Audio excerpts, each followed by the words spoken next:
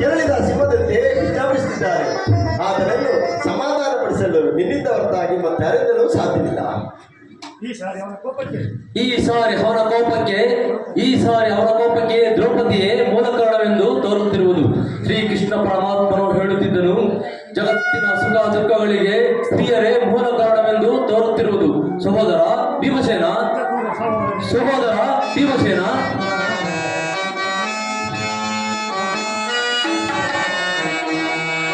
ವಾತ್ಸಲ್ಯ ಸೋದರ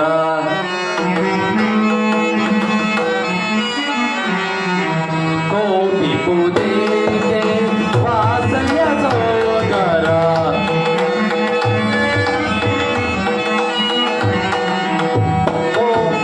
ನೀರನ್ನು ನೀರು ನಾವಲ್ಲದನು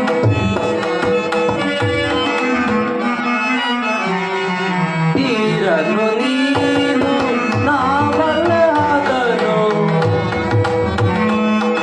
ಕೋಟಿ ಪೂಜೆಗೆ ವಾತ್ಸಲ್ಯ ಸೋದರ. ಸೋದರ ಭೀಮಸೇನ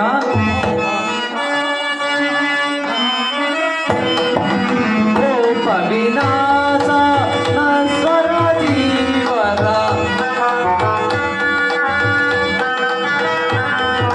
ಕೋಪ ವಿನಾಶ ನಶ್ವರ ಜೀವನ ಕೋಪಿ ಮುದೇಕೆ ವಾತ್ಸಲ್ಯ ಸೋದರ.